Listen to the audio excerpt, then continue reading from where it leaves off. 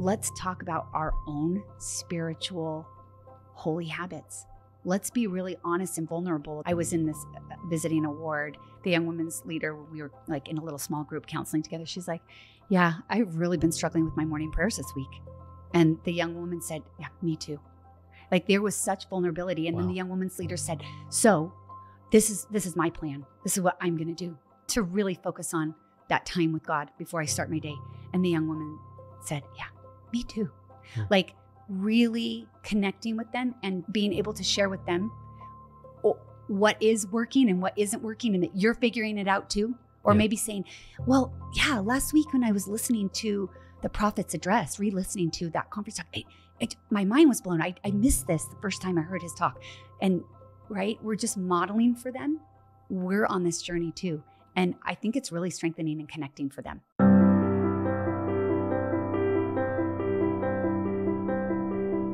I love these interviews when we get to invite in a member of the General Advisory Council for the young women.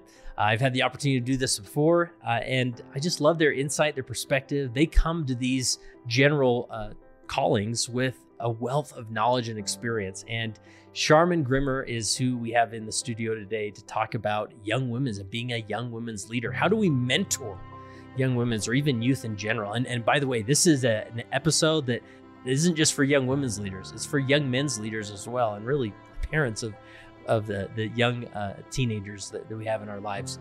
But the mentorship role, like how do we step into these mentor roles and help them find support and encouragement? Interesting dynamic she brought up is that just because youth are coming to a weekly activity or coming to a Sunday church experience doesn't necessarily mean they're feeling belonging. So what are some things that we can do to help them feel like they belong? Such helpful advice for all youth leaders. You're going to love this, and this is one to maybe listen to a couple times or share it around. So here's my interview with Scharman Grimmer.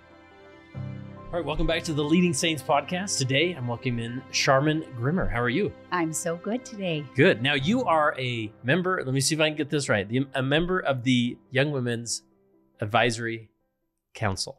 So close. Oh, what advisory? The General Advisory Council. That's right. I'll get it. We used to call it the board, these boards. They've shifted that, and it totally messed my brain up. But that's right. Now tell me, like most people aren't, we see maybe the news announcement about the new council, and we see the pictures and we can read the bios, but we don't often hear how did this come to be. So for your journey, like what's the story behind this calling? Well, my husband teases me because I don't always listen to my voicemails very quickly. And so maybe it might have been 2 days later. Oh, wow. I received a phone call from Elder Yamashita's secretary asking for myself and my husband to go meet with Elder Yamashita. And I responded immediately after I heard the voicemail. And then my daughter was graduating from high school the next day, so that didn't work. And then I was going to be out of town for a week, and then Elder Yamashita was going to be out of town.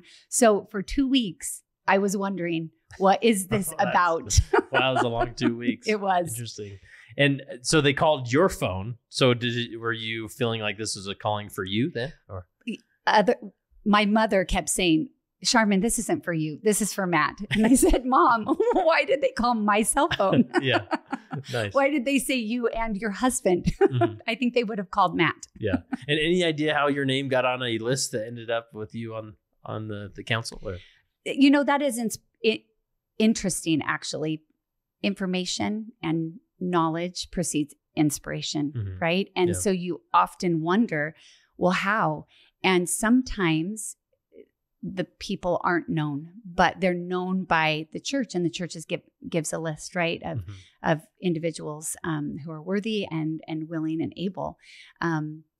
But you might know someone who's been in the presidency. So generally speaking, if you look at our entire council, in some way, they were connected, even if it was tiny connection, to one of the members of the presidency. Gotcha. So I was connected with President Freeman. Oh, cool. Mm-hmm. That's awesome.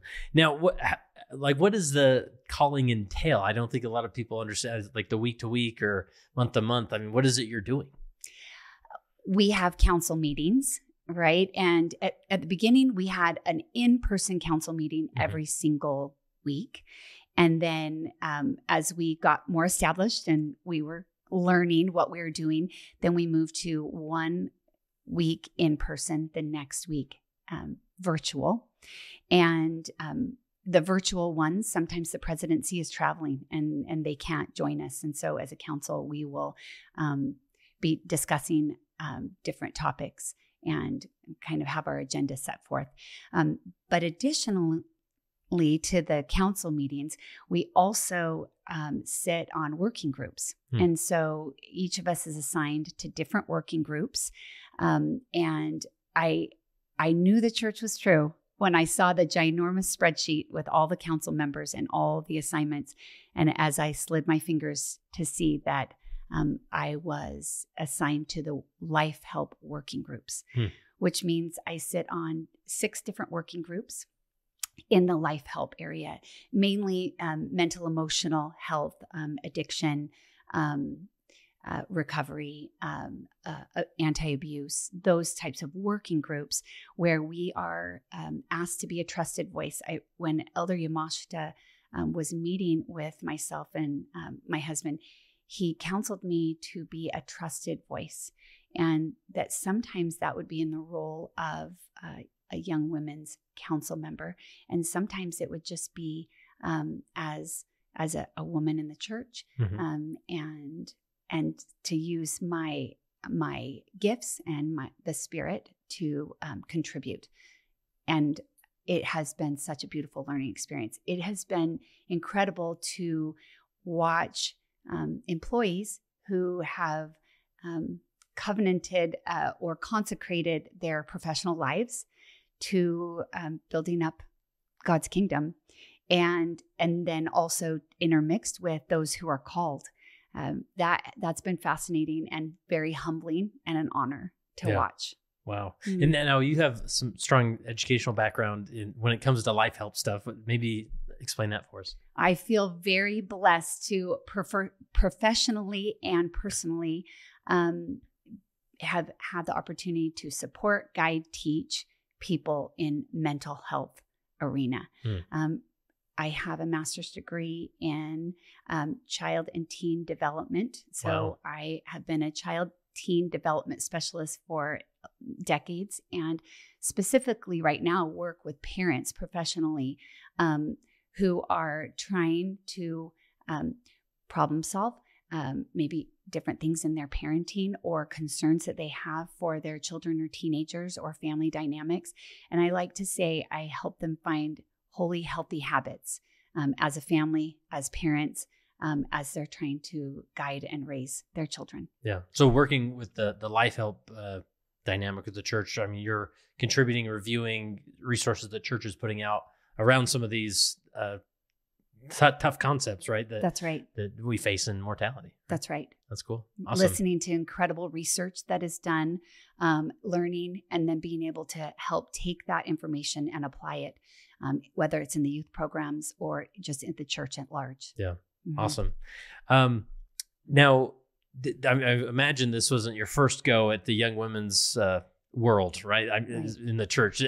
Had you had a lot of experience in young women's? Yes. So just as a girl, I loved young women's. I grew up in Humble, Texas, tiny, spelled humble, but you say humble? Yes. My Texas accent has faded. Tiny. Whereabouts is it in Texas? Right outside of Houston. Okay.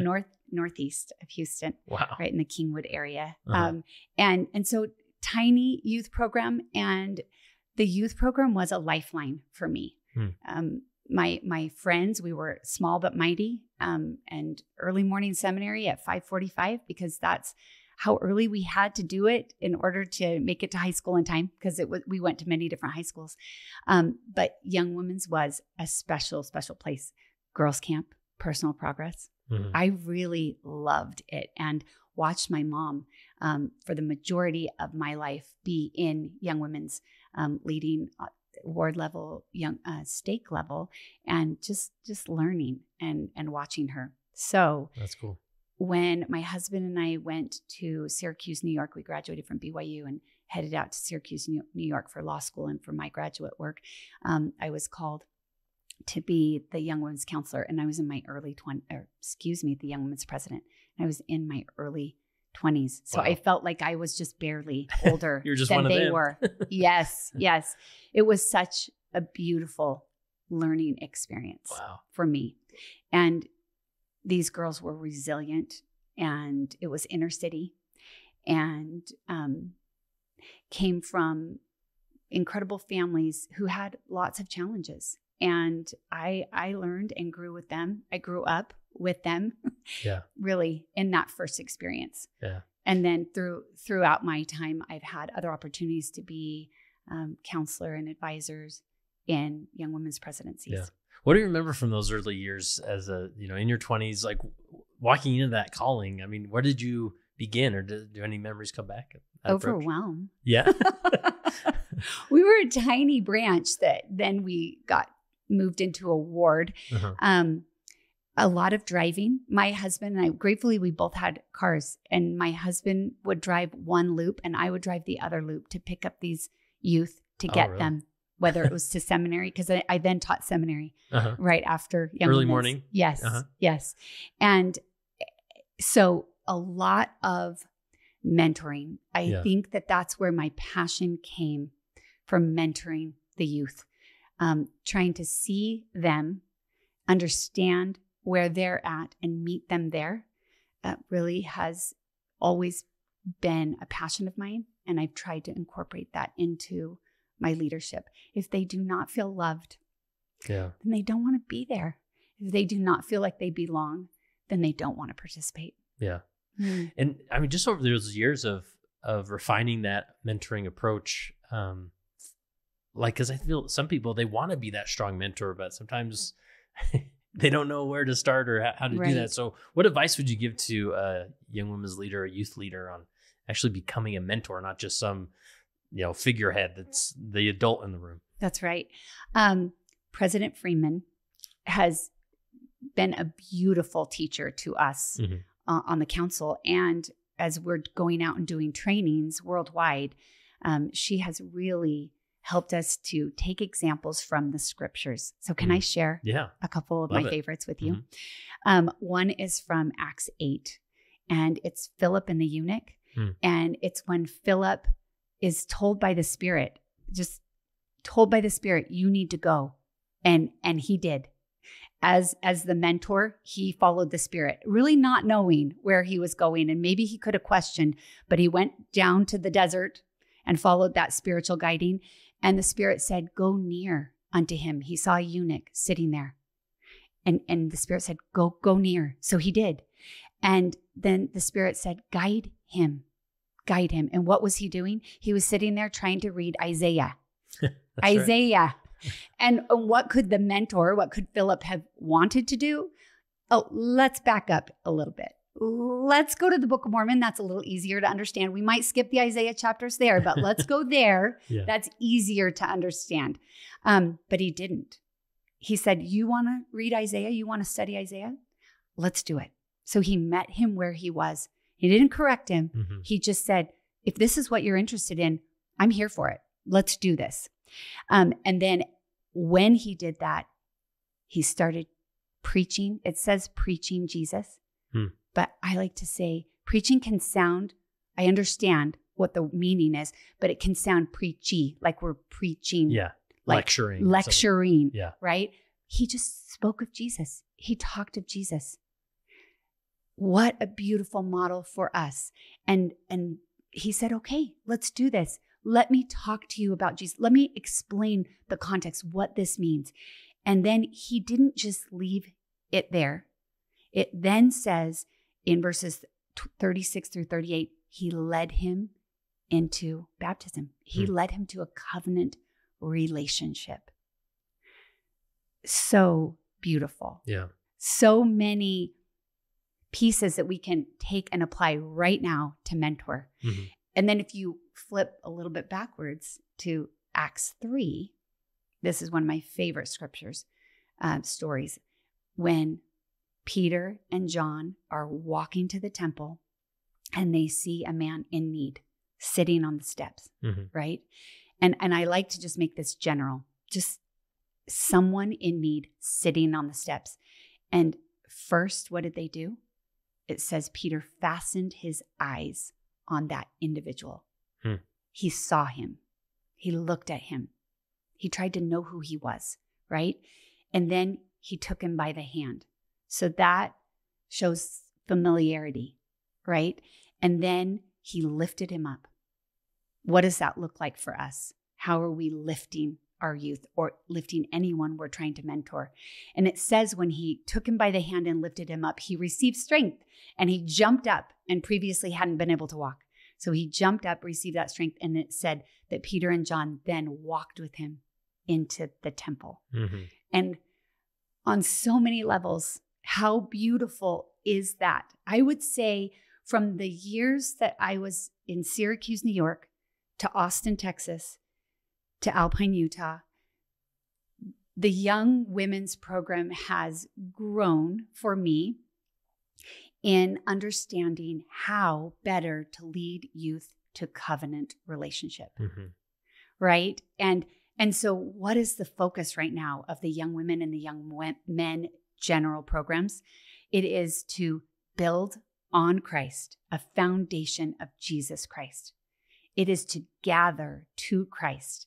And gathering to Christ, yes, we could talk about the gathering of Israel, which our prophet has just told us most important thing we can be focused on right now, right? That's missionary work.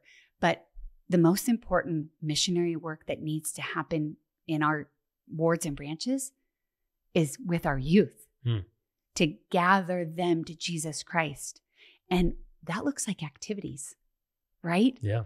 That looks like, how do we on a weekly basis interact? How do we gather together? How do we create that unity as we're trying to build on Jesus Christ? So it's building on him, gathering to him. And how do we help our youth lead out? They know what's fun. They know what activities will bring out their peers and their non-member friends, right? Or their friends in other wards and branches. Like, they know what will bring them. So really a huge emphasis is on helping our youth be the idea generators for what is interesting and thinking outside the box, right? Of what that looks like. I have a very wise friend who served not too many years ago as a young women's president in a neighboring ward. And she was with the oldest young women, and they were busy. They are busy with work, with school, with activities. And they really couldn't come to that Wednesday night, 7:00. So every Sunday, they started this tradition where they would ask, okay, what's the night that most people are available? And she would pivot, and she had the ability to do so. And geographically it worked out. They would pivot. Maybe it'd be on a Tuesday night instead of a Wednesday night. Maybe it would be sometimes at 9:00 at night. They would come in their pajamas and they would be together. And she said she went from low participation to 100%. Wow. Because those girls felt seen and loved, that their leader was like, how can we make this work for you? Yeah. Girls, we want you. We need you. And they were coming, and they didn't want to miss because of that effort that was put in. And I like that example because maybe that exact can't apply, but thinking outside the box with the Spirit to determine what is best for your group of young women that you are loving and serving right now. Yeah. And they can come up with those ideas and we can guide them, right? Like, absolutely. And then the third part really is covenant with Christ. So if you build on Christ, you gather to Christ, and then you covenant with Christ. And really having that experience in young women's where they learn what covenant making is and what keeping covenants looks like, and knowing that Jesus Christ is their strength. I love the For the Strength of Youth guide. And I love that it really has shifted from when I was a youth and when I was a younger youth leader. Yeah. Right? From the rules and the check boxes. Just the title, For the Strength of Youth, a guide for making choices. And as we've been taught so beautifully by Elder Uchtdorf, Jesus Christ is the strength of youth. So Jesus Christ is their guide for making choices. The letter from the first presidency, as you open up the guidebook, it says, we love you. We have confidence in you. Right there, that is beautiful for our youth to know that they are loved and we have confidence in them, tremendous confidence in them. And that Jesus is your guide. And that when you use him as your guide, you will be able to make choices that will build that covenant relationship with Jesus. And then it says, and this is going to prepare you for life. It's going to prepare you to enter into the temple, to make those next covenants. It's going to prepare you for your missions. It's practicing. They're practicing as they're teenagers. Yeah. That's so helpful and powerful. And with this, like, and I appreciate the emphasis on how that the first presidency message there, because youth leaders can be they can make sure they project those things. And oftentimes maybe it says on paper that the first presidency has confidence in them, but maybe they don't feel that from their local leaders, because again, it's hard, or, the adult leaders are trying and have an impact, but to really help them feel that love, that confidence, and then guiding them towards Jesus. It'd be powerful. When you look at our prophet's eyes, he is so loving. Those piercing blue eyes when he is looking on the conference screen. Or I had a very special experience where I was walking out of one of the buildings into the parking garage, and there he was. Oh, wow. And as he really, just a hello and a wave were exchanged, but the love and the piercingly loving look from his eyes that he gave to me, really undeniable that he is a prophet of God and that he loves all of God's children and that he so wants them to come to Jesus Christ. Yeah. Yeah. So with this, the build to Christ, gather to Christ, or build foundation of Christ, build on Christ build on as Christ, your foundation. Yes, That's right. And then gather to Christ, and then covenant with Christ. Are these the principles that President Freeman is sort of the vision that she's developed, or is this more from your background? Or President Freeman and President Lund, the General Young Men's president, through much counseling with their presidencies, with the councils. It is a beautiful thing that the young men, young women programs work hand in hand together.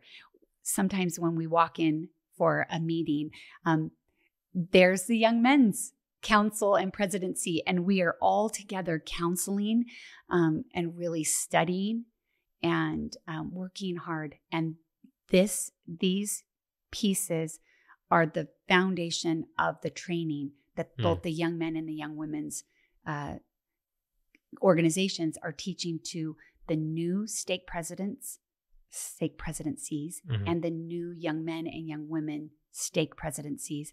And then that goes throughout the world. Yeah. One of my other assignments is I'm over North America Southeast. So I work under the direction of Elder Stanfill in his area presidency. Same trainings go there. And one of my other areas is Mexico. And I had no idea about AOAs. Have you heard of AOAs? I do not know what that is. AOAs are Area Organization Advisors. Okay. And they're women. Wow. Think of this beautiful piece. This came about right before COVID hit. They're women around the world who are called to train. They're like the liaisons between the general level and the stakes. Gotcha. And they serve for 3 years, and they not only do young women's, they do primary, young women's, and Relief Society. Oh, cool. And they train whatever is coming from the general presidencies and councils. Yeah.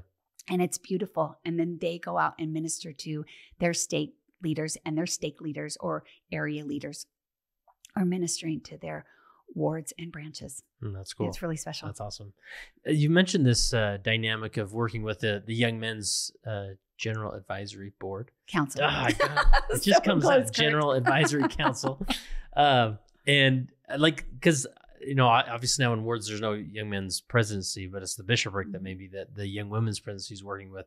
Anything you'd say is like how, because I know that there's some tension there in some wards of like working together, and any principles that come to mind of how to best get these two groups working together? Can I share what President Lund just taught in an area training? So it went to hundreds and hundreds of youth leaders, young men and young women, and bishoprics and stake presidencies who were gathered there. He talked about the handbook says frequent meetings. He said, frequent means lots. Nice. Frequent means lots. He gave the example of a stake presidency or a bishopric who meet weekly, right? Generally speaking, they meet weekly. And he asked for all who were in attendance to please counsel together to see how often, and that means often. I was just visiting with a stake president in a different part of the country, and he said, we're asking them to do like multiple times a month, right? Where the bishopric over young men's and then the young women's presidency are counseling together. Really, that must happen, or President Lund said, we're going to fall in some of the areas that we want to be lifting, right? So that is important to be meeting very regularly. So I'm going to stick to the handbook and say, you counsel together and you decide. But he also, in that training, talked about the bishops using their bishop's storehouse. He said, every member of the ward is part of the bishop's storehouse. So he begged the bishops to delegate, to please call in advisors, specialists to help him, because he has a lot to oversee. A lot of that has shifted to Relief Society and Elders Quorum presidents. And it's still, they're still working it through, because that is still on the newer side, right? It's been in place now for several years, but people are still trying to figure out what that means. But he said, utilize everyone through ministering, through special assignments, through official callings. You utilize them. Just look at your entire ward and say, who's in my storehouse? Maybe this brother or this sister would be able to teach this concept to our youth beautifully. So really be creative there. He also, or a different idea that was given to me from a bishop who's in Utah County.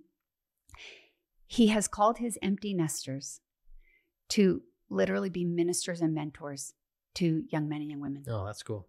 So these empty nest couples are going to sporting or music events, and people are thinking that they're the grandparents. That's cool. How beautiful is that? Yeah. A few months ago, we were presented with some research, which we get to do. And my social scientist heart kind of geeks out. Yeah. Gets really excited. So this was a study that had been done across Christian faiths in our country. And the study showed that participation in religion for teenagers does not equal belonging. And I had to sit with that. Yeah. So participation, just because you participate and you're active and you're always a part of, doesn't necessarily mean you feel like you belong. There are still high levels of loneliness, disconnectedness. The commonality of what brings belonging blew my mind away. And this has to do with mentoring. When youth are connected with 5 or more members of their congregation, 5 or more adult members of their congregation, they feel known, feel seen, feel loved, feel cared about, then their belonging goes sky high. Oh, wow. Wow. Yeah, and that connection, sometimes we think, well, let's just call 5 advisors or whatever. But it's almost like if there's more than one adult in the context of the activity, youth may not That's see right. that as multiple connections. But if the empty nester is also showing up in their life in some dynamic, that's one more point of support and contact. That's right. Right? Wow. They're a minister, right? Someone who is asked to do that. Maybe it's a neighbor. Maybe Yeah. it's someone who hires them to mow their lawn. But they're in the congregation. They love them. They're interested in them. They care about them. And the teenager knows it. Yeah. How beautiful is that? It makes every point of contact. My husband and I have talked often about how we have 5 children, and in their teenage years or in their youth program years, there are finite number of connection points that they can have. And every connection point does matter. And so when we as leaders, we're tired. We balance a lot. And maybe we're a little exhausted when we come to that activity. Sometimes we can feel the desire to just hang back on the perimeter and visit with the other adults while the youth do their thing.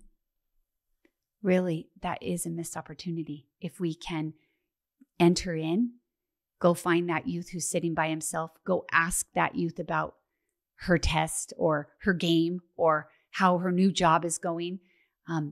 Those pieces help them to feel like this is their church and they belong. And in the For the Strength of Youth guide, it says from the First Presidency, you belong. We need you. We need you. Yeah. And then these are practical ways of actually stimulating that belonging rather than sometimes we feel like, well, I said they belong like 10 times on Sunday. They come all the time. Exactly. Yeah. Yeah, they know it, right? Yeah. And I just think, lots of times I went to youth activities because my mother said, you're going. And I'm like, okay, I'll go. My senior in high school who has senioritis right now. Yeah. Yes. Yeah. Right.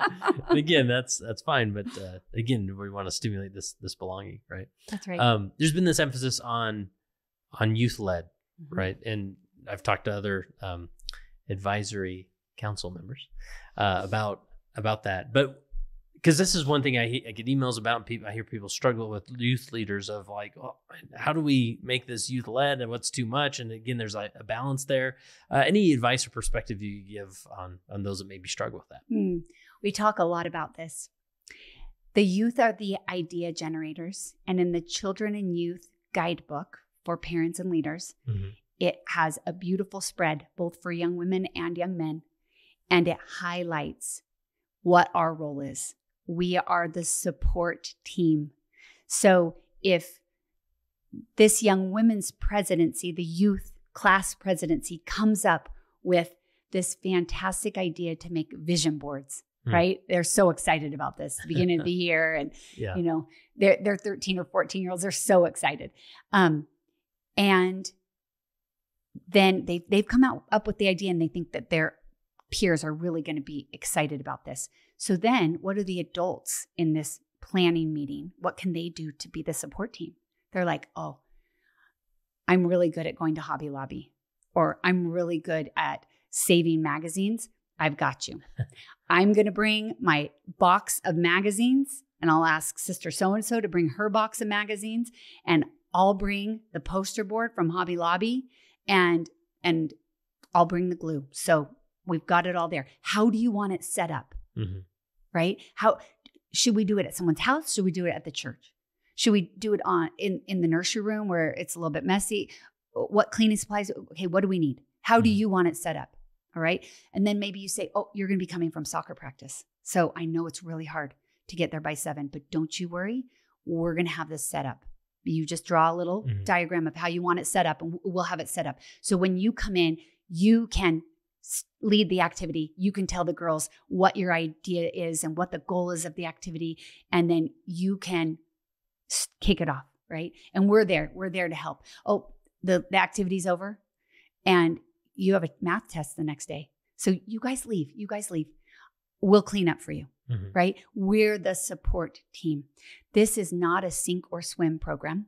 This is not a let them fail program. And in years past, maybe that's what the idea was of youth led, right? Yeah. Where they are the idea generators. We are there to support them. Do you want to be at an activity where you constantly are feeling like you are the failure and you're Right. not living up to what everyone's expectations are.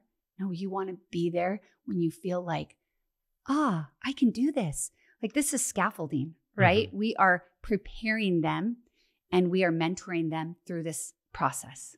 Yeah. And again, it goes back to that mentorship, right? Yes. This can be so important. Yes. Same thing when they plan lessons. Like maybe they can come up with what area of this scripture block do you feel like the girls really need to understand? Mm-hmm. Who do you think should teach this? Yeah. Right?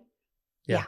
And going back to the idea generator, which I appreciate, about a year ago, I was the Deacon's Quorum advisor. And I remember this feeling of, I was wanting them, stimulating ideas from them. But sometimes then I felt this pressure of like, well, I need, like they came up with this activity, but I don't know how I'm going to like insert some purpose in there. Or is it just an act, or are we just having fun, which is fine. I mean, there should be lots of fun, right? Right. But sometimes, or there wasn't a lot of ideas coming from them. Mm-hmm. And so as a leader, you're like, well, what about this? And then suddenly it's my idea, right? So as far as like stimulating ideas, or maybe they're not flowing, and then creating, should we feel this pressure of inserting purpose or making sure there's a reason behind what we're doing?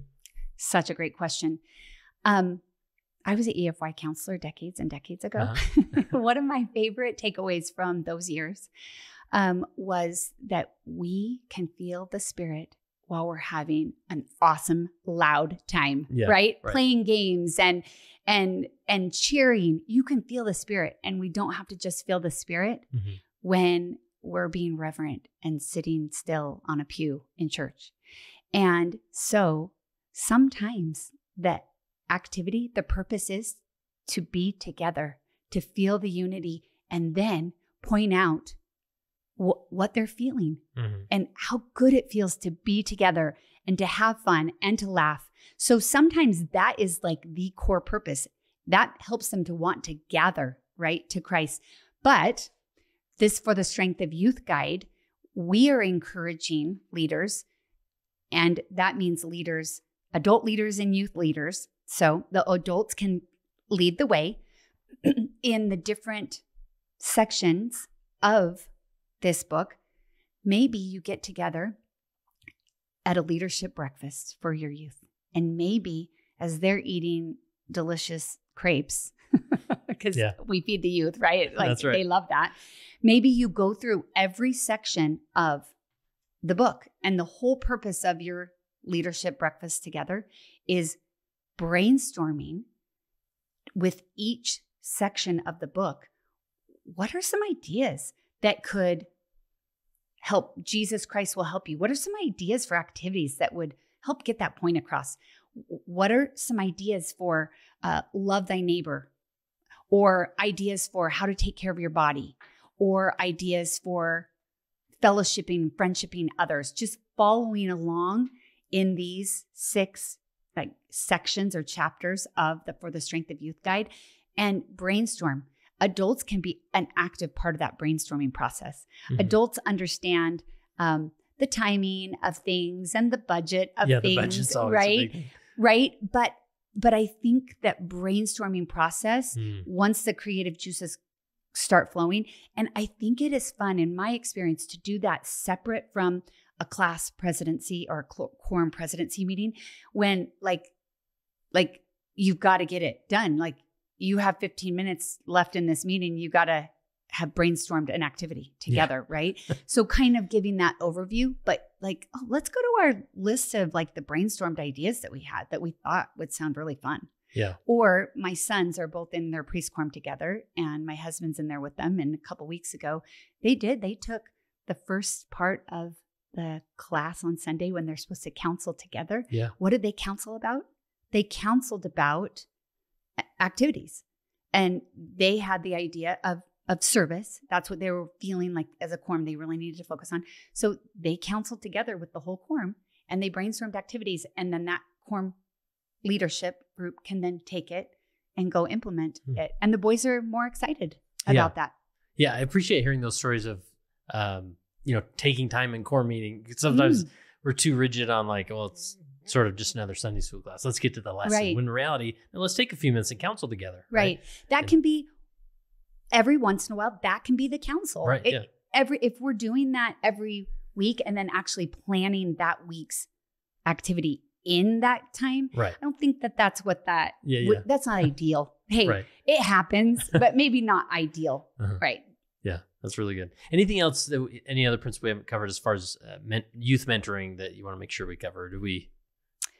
Youth can tell when you're genuine and when you're authentic.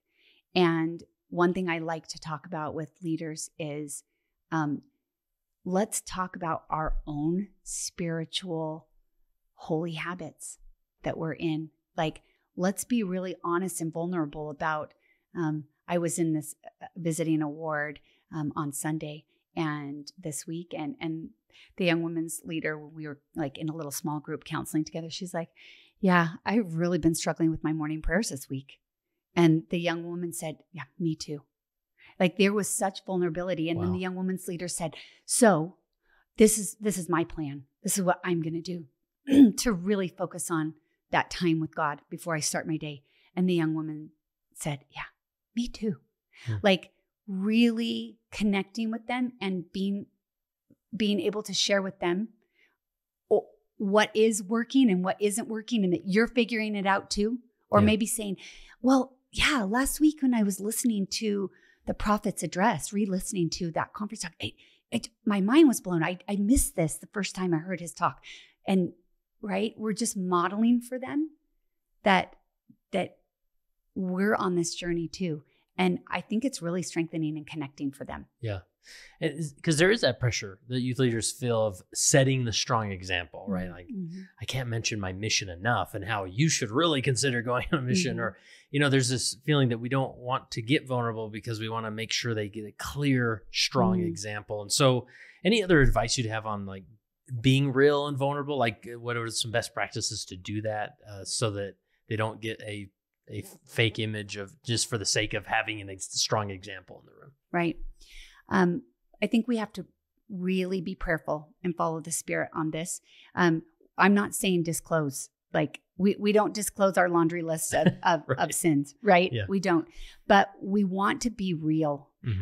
We want to help them understand that it's not perfection, but it's a holy rhythm that we're trying to create. And when we explain what we do to problem solve, when, I really have fallen out of the habit of going to the temple on a regular basis. So I'm going to, and this is how I felt when I did that, right? Or really inviting them into the conversation of, well, what do you do? What can we do as a class? You mentioned you've been wanting to get to the temple. Could we have that to be one of our class activities? Could we do that? Right? So there's a culture of supporting one another. So I think that best practice is to be real, to listen, to not overshare, but to constantly be setting forth that example of progress. Awesome. Yeah. Any other point, principle, concept? Do we cover all the main ones? So one of the questions I get asked the most is emotional resilience. Mental health is on everyone's mind. Yeah. Right? Across organizations at the church, across leadership at the church, across parents, across leaders, across teachers at school, and for our youth. Mental health is on their minds. I love in Doctrine and Covenants 104, it says that I, the Lord, will provide resources. And I have come to learn that the church's emotional resilience curriculum, it's called Finding Strength in Jesus Christ, Emotional Resilience, is such an inspired curriculum and resource. With my work that I'm doing right now on these life help groups, I'm also learning about resources on the church website, on the Gospel Library app that are underutilized. Beautiful resources that will help us understand how to support youth's mental health, which specifically is emotional resilience. So with that, the emotional resilience curriculum is approved to be used from ages 16 on up. And it has been beautiful to listen and learn of stakes and wards around the world who are utilizing prayerfully their counseling together as ward councils, as youth councils, as state councils, how to utilize this curriculum. I was able on Sunday to visit a class locally who is doing this with their seniors in high school. And I was able to ask the youth afterwards their thoughts on this emotional resilience class that they are halfway through right now. And one girl who had a very challenging mental health crisis in junior high is now a senior in high school. And she said, "My life changed when I found Jesus Christ."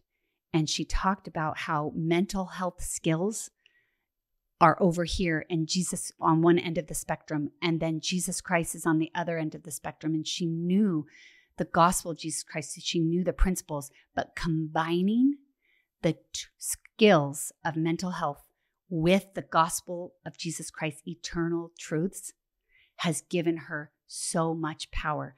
One of the young men told me, "This is my mission prep.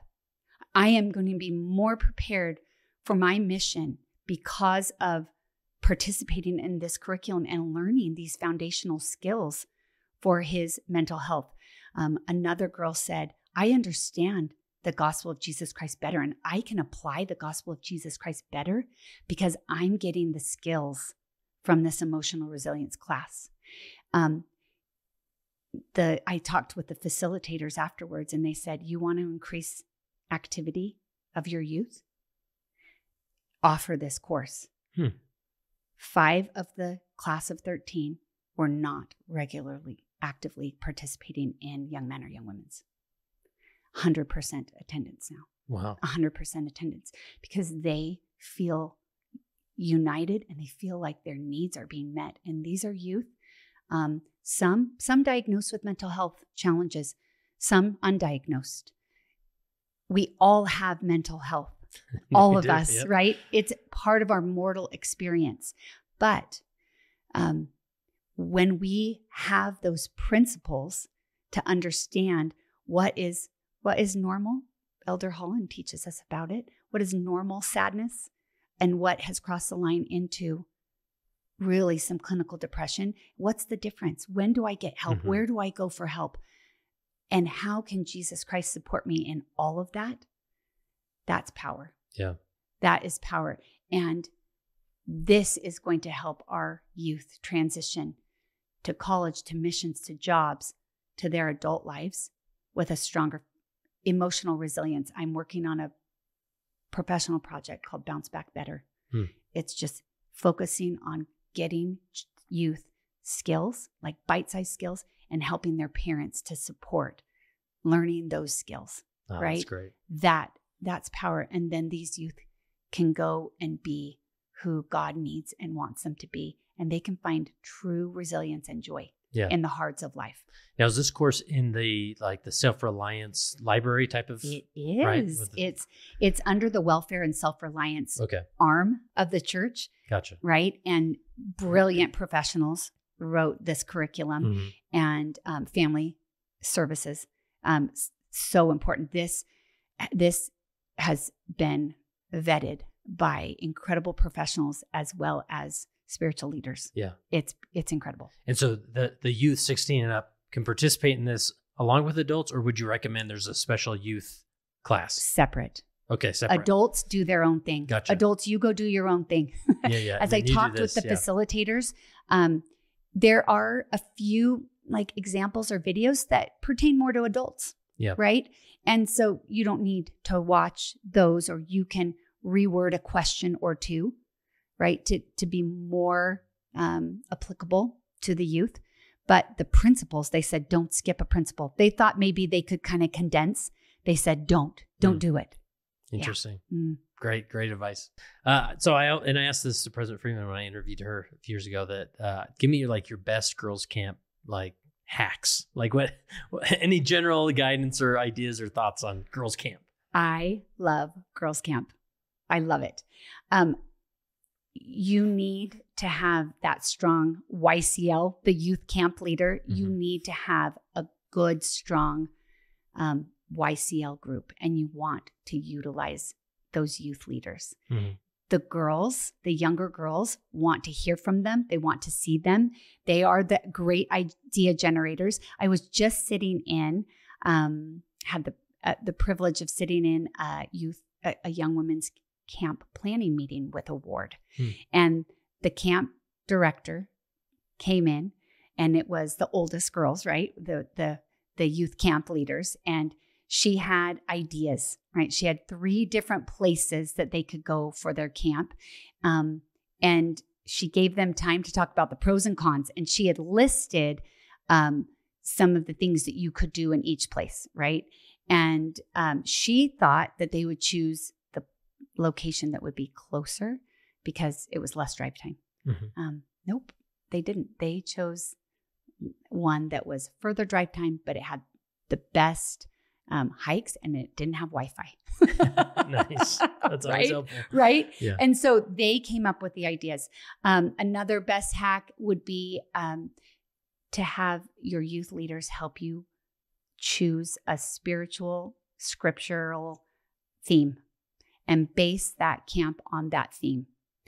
Really utilize it as a time to unplug and leave your regular habits and rhythms of the world, detox digitally, and be together, but also be a part of God's creations and really take that in. I think is another important thing.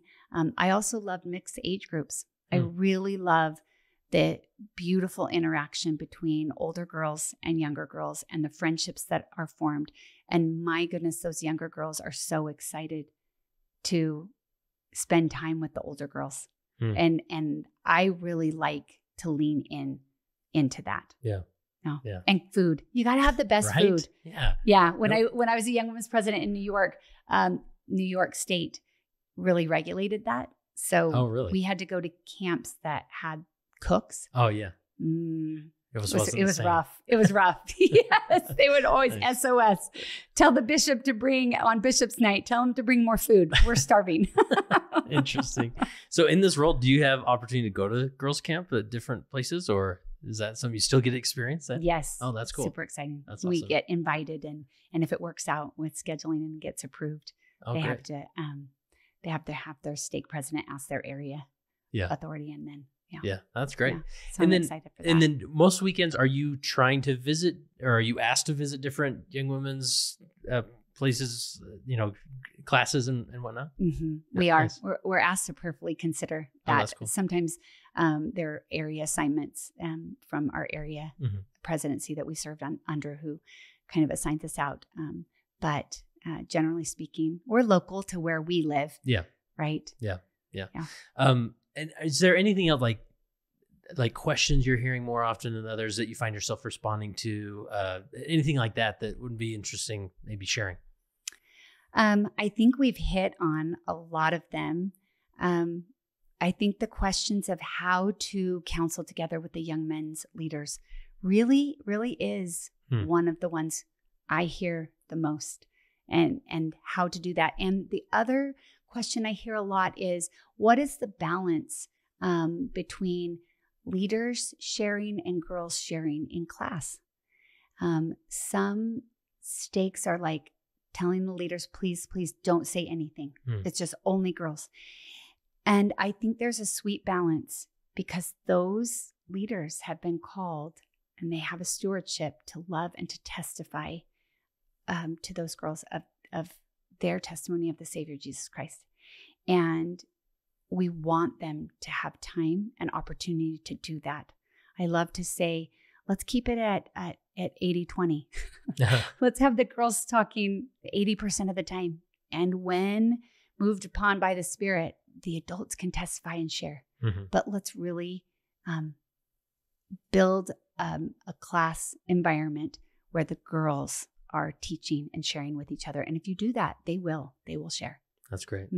That's great. Well, we so much appreciate what you're doing. Many times we have no idea what's going on behind this. Just magically, this manual or theme just comes out of nowhere. But there's a lot of hard work that's happening behind the scenes. And so we're praying for you, and we appreciate all you do there with the Young Women's General Presidency. So last question I have for you is, as you reflect on your time as a leader, how has being a leader helped you become a better follower of Jesus Christ? That's a great question. Leading and the stewardship and responsibility of leading takes me to my knees. And as I'm on my knees and in that constant conversation with God, I am always directed to my Savior, Jesus Christ. Everything about leading and teaching youth, everything about building their emotional resilience, everything about helping them enter into covenant relationship is all about and focused on Jesus Christ.